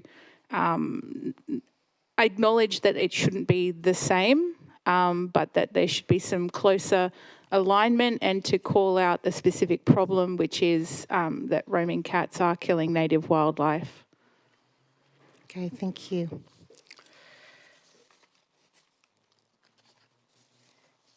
Any questions? Councillor De Luca. I was just going to ask, in view of the deadline being 20th for local government association motions, and noting that we love a good cat motion, could we put as clause 2 that this be referred also to the local government association conference? I believe through the CEO, I think, don't we already have an Animal Companions Act notice of motion? We've already got one. Yes. We already, I think that one was from Councillor Sprott as well. We're just voting on very similar things. So yes. Okay, anybody else? Quick question. Councillor Grattan. Did we not very recently have a report from staff about cats and responses to cats? And did this cover this particular topic already? It is. We feel like, I suppose, a trilogy of 3 different notices of motions all coming together now. So if we want to vote on it again, we can. Councillor Pajard. Mayor, I understand we might be voting on this for the 3rd time, maybe more. Am I able to speak for the motion? Sorry? Am I able to speak for the motion? I'm Yes. just trying to get things in order. Thank you. While I understand that this issue comes up a lot, it is of concern to the community. And I've heard from residents of the Northern Beaches, they are concerned about the management of cats. And while this may not have a significant effect, writing to the New South Wales Minister for Local Government, I think it's something this council should be across. And given Councillor Glanville's amendment, which tidies up the wording, I'm in favour of this amendment. Thank you. Okay, Councillor Hernjack. Thanks, Mayor. I'll also speak to this amendment. I'd like to thank former Councillor Stuart Sprott for bringing this to the attention of Council, but I'd also like to thank Council staff for their work so far with things like the Keep Cats at Home campaign and running various competitions for things like outdoor cat enclosures. I think that these are really fantastic initiatives for us as a council to encourage people to keep their cats at home.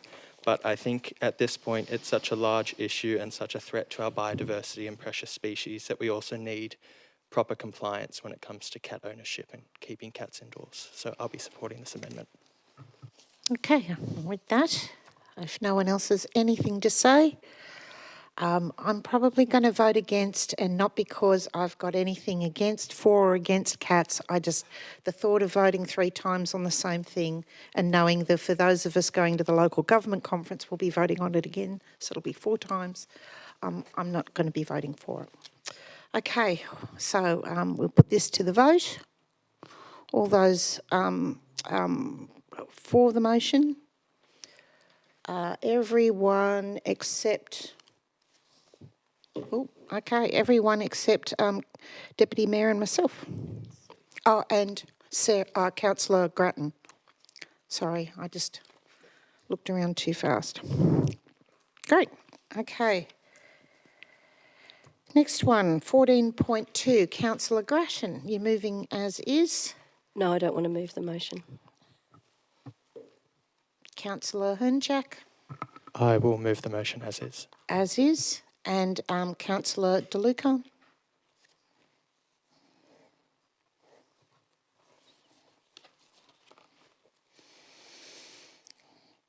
Okay, Councillor Hernjack. I'll just be brief, and I'll thank again former Councillor Stuart Sprott for bringing this to the attention of Council.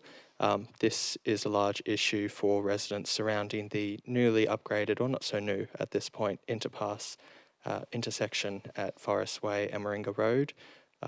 I think that the addition of signage is sensible and won't cause too much trouble, I hope, with Transport for New South Wales. Okay, thank you. Councillor DeLuca. Thank you. I too congratulate and commend former Councillor Sprott for bringing this important issue before the Chamber.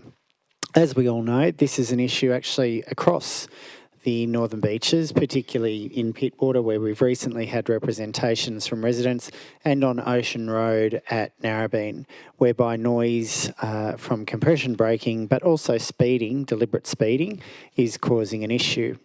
I look at the initiatives that have been supported by the state government in council areas such as Bayside, where they've introduced noise cameras, whereby if a vehicle exceeds the speed limit or causes obnoxious noise emissions, a camera straight away takes the photograph of the licence plate, and they're subsequently fined or even charged with criminal offences. So I think it is something that we need to consider, not just in this area, but it is something that is continually being raised. I know in the previous council, Croker Ward councillors raised the same issue pertaining to Carrington Parade, I think it was, where you've got speeding vehicles doing rounds and burnouts and everything else. And as I said, we too, practically in every ward, have the similar issue. So I will certainly be supporting this, and perhaps we can work together on a joint motion in the future for all the wards to advocate to the state government that we need the same equipment that they have paid for in Bayside Council on certain hotspots on the Northern Beaches as well. Okay. Any questions of the staff? Councillor Grattan? Just going to speak against, but that's okay. Okay. Councillor Grattan? I guess my concern here, and to Councillor DeLuca's point, this is an issue that may be apparent in many areas, and I'm not sure even more signage is necessarily the answer. If we had signage every area where this was a problem, you know, we're sort of death by signage. So I think there's possibly another alternative way of having a look at this particular issue, maybe an education campaign about trucks in residential areas. And I mean, I haven't had any complaints about this particular issue come across my desk at least. So I just think it's a bit unnecessary. So I won't be supporting it in this form at this stage. Thanks. Okay. Anybody else? Put this to the vote. Or Councillor Hernjack as the originator, well, seconder, originally moving this, let's put it this way. Right of reply? I'll waive my right of reply, Mayor. Okay, all right, we'll put this to the vote. All those in favour? Councillor, Deputy Mayor, Councillor Williams, Councillor Hernjack, Councillor Glanville, Councillor Harvey, Councillor Bingham, Councillor Giltman, Councillor DeLuca, Councillor Singh and Councillor Dillon. Those against? Myself, Councillor Hackman, Councillor Beaujard and Councillor Grattan. Declare that lost. Oh, carried.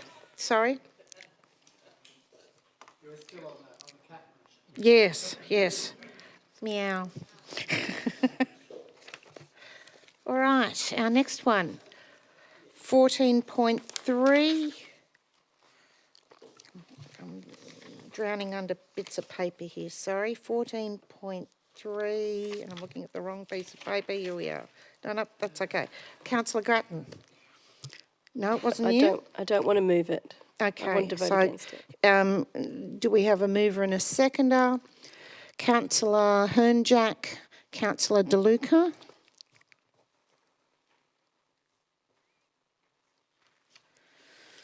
All right, any questions of the staff? Okay, mover, Councillor Hernjack, what would you like to say to this? I would like to thank former Councillor Stuart Sprott for bringing this to the attention of Council. Other councillors might have noticed that I circulated an amendment to this. I have withdrawn that. For now, I plan to bring it back as a notice of motion at a later meeting. But with regards to the original motion, I think Councillor Sprott has made it quite aware that with the amount of infrastructure upgrades occurring around the Frenchs Forest ward, especially with the upcoming Frenchs Forest Town Centre, it's important that Council make it clear to Transport for New South Wales how much we value our tree canopy and to ask them very nicely to try to maintain as much of it as possible while they deliver the very exciting new precinct for Frenchs Forest. Okay, thank you. Councillor DeLuca. I'll reserve my right. Okay, thank you. Any questions? Okay, Councillor Hernjack as the original mover. Do you have anything to add? It's going to be a very quick discussion. I'll waive my right, Madam Mayor. Okay. Mayor, I should say. With that, we'll put it to the vote. All those in favour? Councillor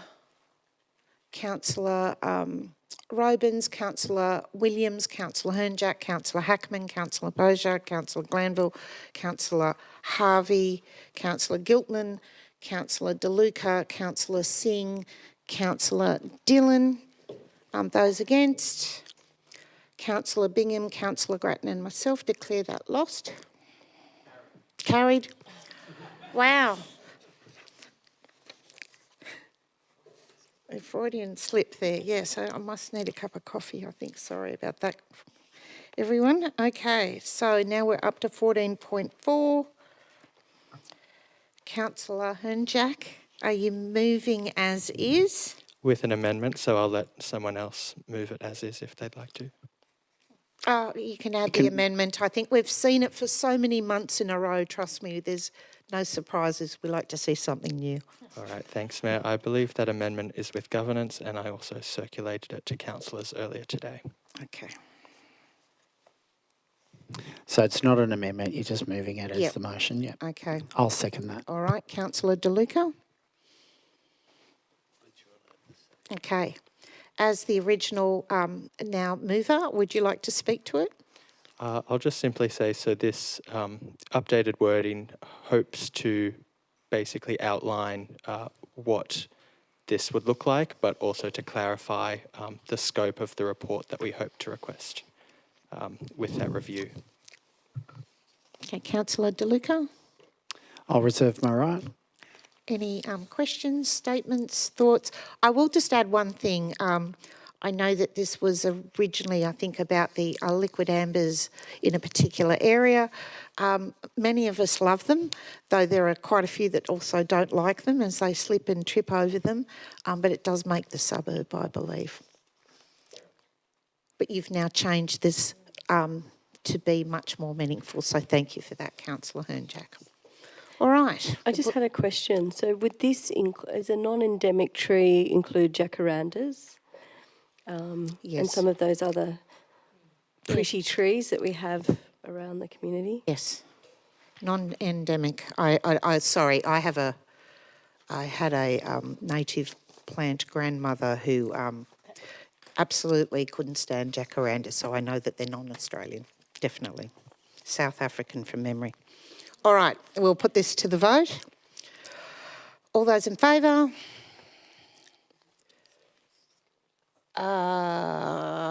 Okay. Deputy, everyone? No, I can't see Councillor Bingham's. Okay, it's unanimous. Sorry, it's except Councillor Bingham. Okay, item 14.6, Councillor Glanville. Yes, I've circulated to governance an amended version, which hopefully the other councillors have been copied to, and I apologise for the lateness. I realised that it was sitting in my outbox. Essentially, this was another motion by former councillor Sprott that we didn't actually get time to debate, and has now effectively been superseded by subsequent events. So essentially, this is just acknowledging what the current state of play is as far as I'm aware, but requesting a further briefing from staff given that this is a topic of great community interest, and it would seem that there is a public hearing that will be held, and to understand what preparation the staff have planned, if any, in relation to that. Okay, so we need a seconder. We're going to spread it around a bit, Councillor Hearn-Jack. Otherwise, it's always going to be you, Councillor Hackman. All right, Councillor Glanville. I don't know that Councillor. I didn't. Sorry, I was going to correct that. I think Councillor Hackman was seconding. I don't have anything else to add other than I think everyone in the community knows about this proposal, and it's just about the councillors getting up to speed. Okay, thank you. Councillor Bingham. Can I just have a question? Is it your intention that the preamble, that be included within the motion? I hadn't intended that. I had just included that as a link so that councillors would know what the response was that they were acknowledging. Yeah, So maybe if we could add background. I think CEO, what's the suggestion? Since I can hear the thoughts in your head. Mayor, the intent was that was shared just for clarity for those councillors that had not seen it. It would not form part of the resolution.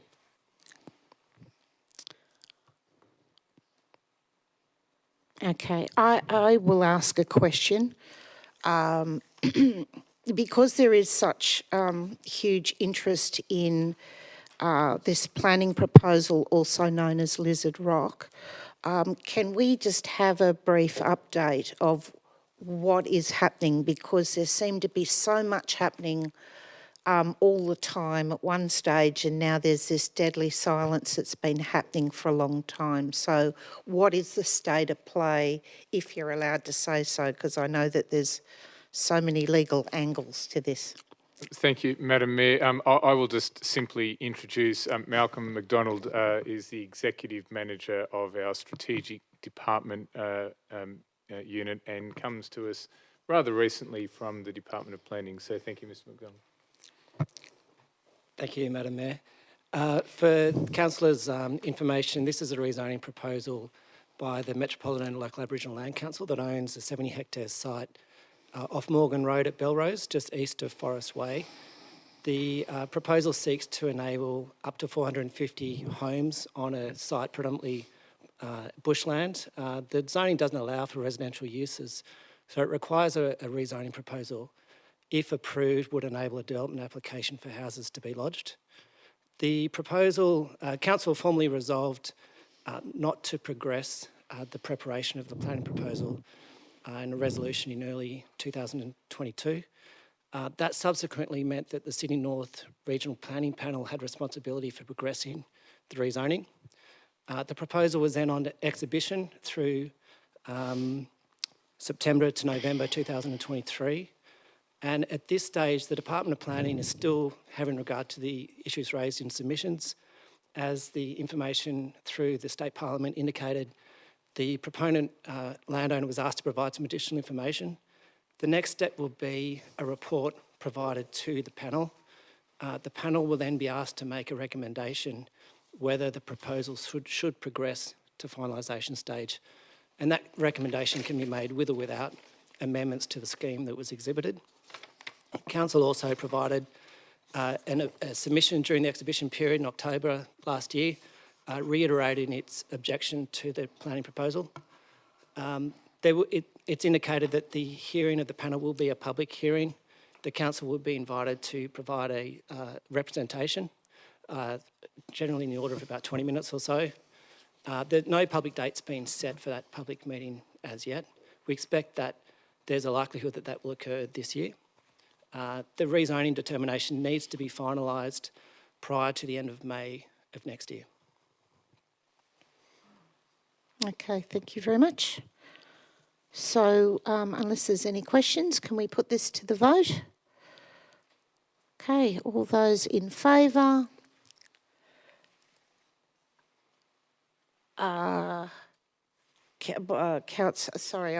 Deputy Mayor, Councillor Williams, Councillor Hernjack, Councillor Hackman, Councillor Beaujard, Councillor Glanville, Councillor Harvey, Councillor Grattan, Councillor Bingham. Now we're unanimous, sorry. Thank you very much. Okay, looking at the time and going, okay, should we now go into a closed session for 10 minutes, or do we think we can... I suggest we just answer Councillor. Okay. Councillor Giltman. Giltman's question. Okay. So we have a question from a question on notice from Councillor Giltman. Yeah, just a quick question. I read a part where it was this increase from $22 to $24 was for the coaches, and then I read somewhere else it was for the hirers. I was just wondering, is it the hirers, the coaches, or are they both on the same sort of deal? Through you, Mayor, the coaching rate was increased to $24. The casual hire rate is $17.40 per hour. It's a different rate. Okay, thank you very much. That one's done. So I suppose, do we combine both and do a procedural motion to move into confidential and have a 10-minute break? Do we have to have it? Does anyone need a 10-minute break or not? No, we're on a roll here. Great. Okay, so I will now move a procedural motion that we move into confidential, moved by our Deputy Mayor and seconded by Councillor Williams. All those in favour? Anyone against? Declare that carried. Thank you very much. We're moving into confidential.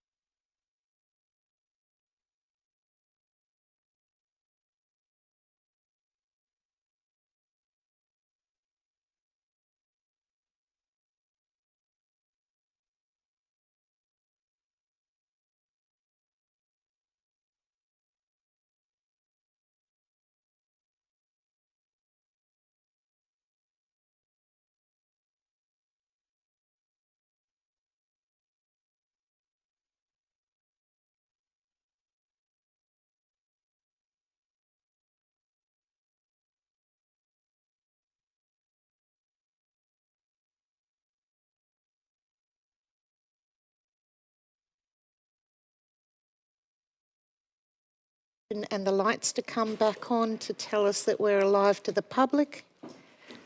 So behave.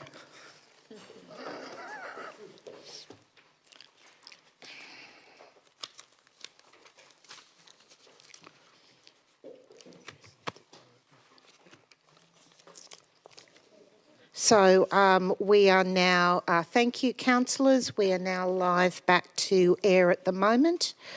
For those viewing online, you can see that we have moved what was in confidential and declare that carried. That's on the screen right now. And now I would like to declare the meeting closed tonight at 8:12 p.m. I think.